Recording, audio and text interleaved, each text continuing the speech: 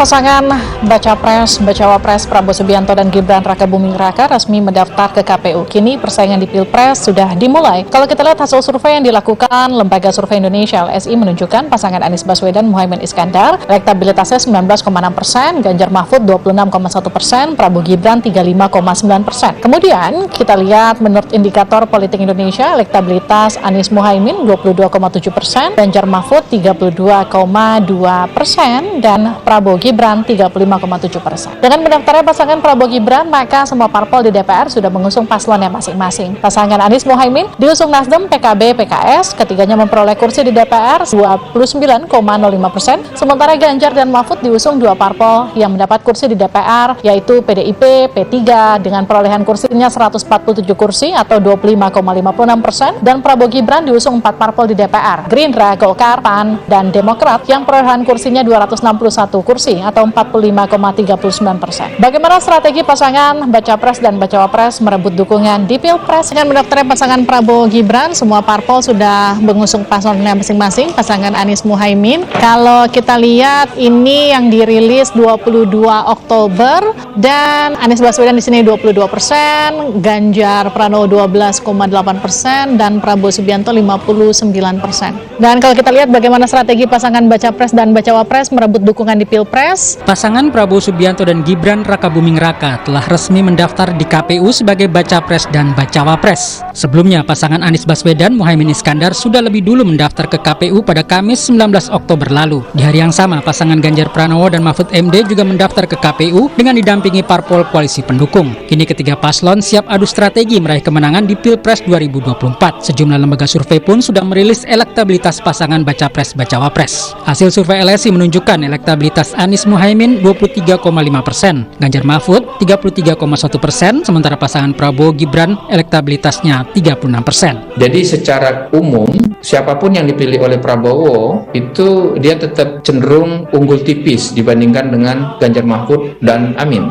Lembaga Survei Indikator Politik Indonesia juga merilis survei simulasi pasangan calon presiden dan wakil presiden. Hasilnya pasangan Anies Muhaimin 22,7%, Ganjar Mahfud 32,2% dan pasangan Prabowo Gibran elektabilitasnya 37,5%. Jadi artinya dengan simulasi pasangan ini tidak ada satupun calon yang jangankan dapat 50% ya, dapat 40% saja enggak. Dan Anies Baswedan, lagi-lagi saya harus katakan, masih ada peluang untuk menciptakan kejutan.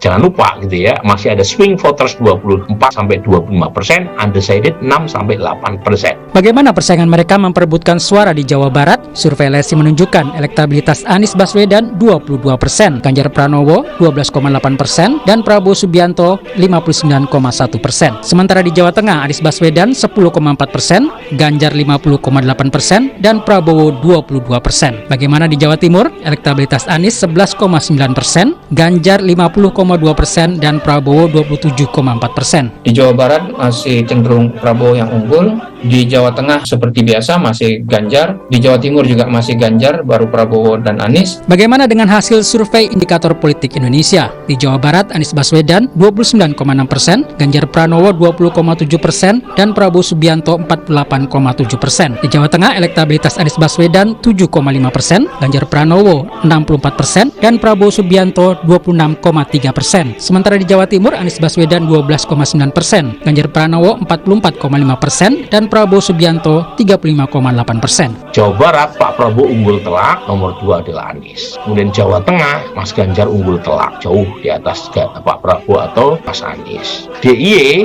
lagi-lagi Mas Ganjar unggul telak. Jawa Timur, Mas Ganjar. Tak hanya memperebutkan suara di Jawa, para paslon juga berebut dukungan dari Gen Z yang berusia 17-23 tahun. Hasil survei yang dilakukan LSI Deni JA menunjukkan pasangan Anies Muhaimin 10,2%, Ganjar Mahfud 23,7% dan Prabowo Gibran 50%. Sedangkan di kalangan milenial yang berusia 24-42 tahun menunjukkan elektabilitas Anies Muhaimin 18,5%, Ganjar Mahfud 36,5% dan Prabowo Gibran 39,4%. Ketiga paslon bakal bersaing ketat memperebutkan suara masyarakat. Strategi sudah disiapkan untuk bisa menang di Pilpres 2024. Bukan PDI Perjuangan namanya kalau takut bertempur. Siap. Bukan banteng namanya kalau ciut. Bukan PDI Perjuangan namanya kalau takut bertempur. Siap. Assalamualaikum warahmatullahi wabarakatuh. Salam sejahtera, Om Swastiastu, Namo Buddhaya. Salam kebajikan. Alhamdulillahirabbil alamin. Assalatu wassalamu ala asyrafil anbiya wal mursalin. Sayyidina Muhammadin wa ala alihi washabihi ajmain. Amin amma ba'du. Saya Islah Barawi terus terang merasa bahagia dan bangga atas penunjukan dari PDIP sebagai cawapresnya Pak Ganjar Pranowo kepada sesepuh saya dari Madura, Pak Mahfud MD. Kalau kita mau melihat sosok yang punya integritas, perjuangan terhadap negara ini demi tegaknya hukum, demi upaya-upaya untuk menghilangkan berbagai tindakan-tindakan kejahatan koruptif di negara ini, maka saya sangat bangga untuk mendukung Pak Mahfud MD. Seluruh masyarakat Indonesia yang masih berharap untuk tegaknya hukum di seluruh Indonesia, maka mari kita dukung Pak Mahfud MD. Pak Mahfud MD adalah sosok yang pernah berkarir di legislatif, di eksekutif dan juga yudikatif, dan beliau punya rekam jejak tidak pernah punya kejahatan apapun dalam jabatan-jabatannya. Oleh karena itu, beliau adalah orang yang tidak pernah punya kejahatan masa lalu. Beliau juga tidak punya beban masa lalu, dan juga apa yang menjadi beban beliau hanyalah masa depan Indonesia. Mari kita bantu Pak Mahfud untuk mewujudkan berbagai keinginan masyarakat di Indonesia menjadi pemerintahan yang bersih, melawan korupsi, dan juga penegakan hukum yang betul-betul merata, tajam ke segala arah, tidak tumpul juga ke segala arah. Oleh karena itu,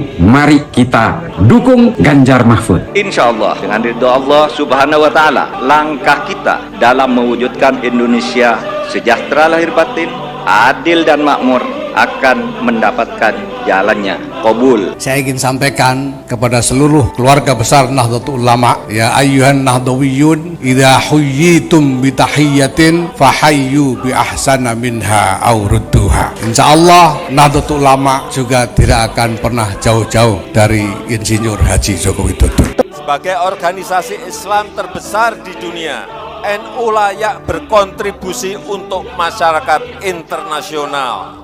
Dan pemerintah sangat menghargai upaya PBNU untuk ikut membangun peradaban dunia yang lebih baik dan lebih mulia.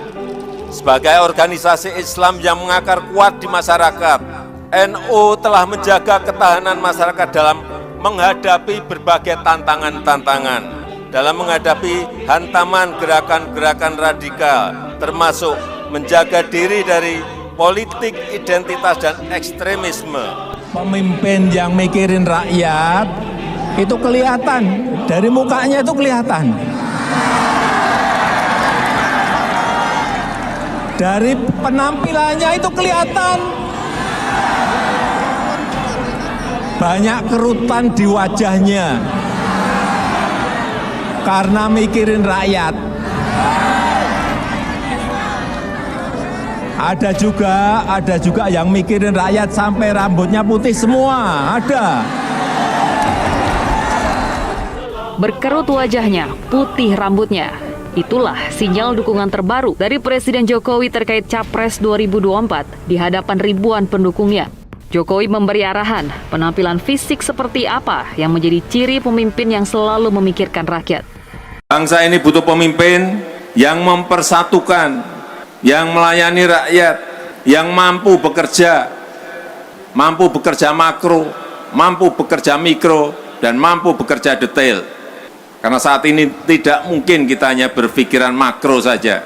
Mikronya harus dilihat, detailnya harus dicek lagi. Mahfud MD adalah cawapres ideal dampingi Ganjar. Pengamat mengatakan sejalan dengan nurani rakyat. Mahfud MD yang akhir-akhir ini ibarat singa buas yang sangat ditakuti para koruptor serta politisi bermasalah, itu diyakini publik sebagai sosok yang tepat jadi cawapres untuk mendampingi Ganjar. Ya, Mahfud termasuk tokoh nasional yang bersih dan jujur sehingga sejalan dengan pemikiran dan keinginan Presiden Jokowi. Gak ada harapan baru bagi dunia penegakan hukum, khusus melawan mafia hukum dan para koruptor tanah air. Sosok Mahfud yang sangat pas di samping Ganjar yang ideologis dan sangat dekat dengan hati rakyat. Jadi Mahfud ini sosok tipe yang pemberani, tegas, bersih dan religius, dan ini justru sangat ditakuti para mafia hukum tanah air yang sudah menggurita itu.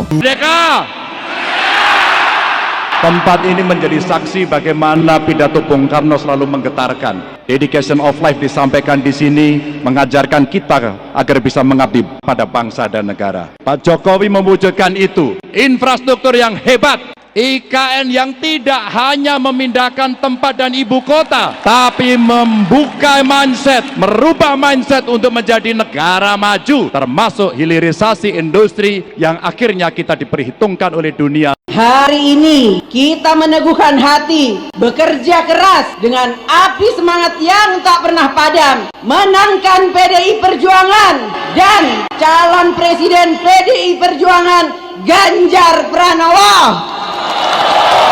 Siap!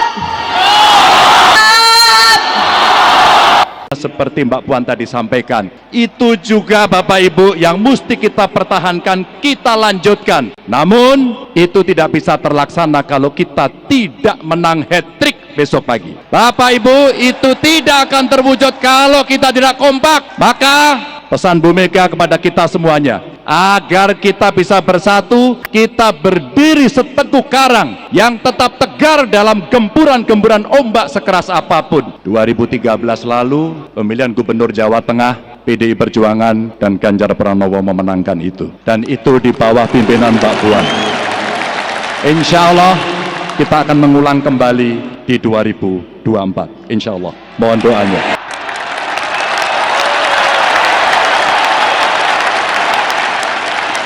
Semoga Allah senantiasa menuntun kita di jalan yang diridhoinya. Aku qouli hadza, astaghfirullah li wa lakum. Wassalamualaikum warahmatullahi wabarakatuh. Terima kasih.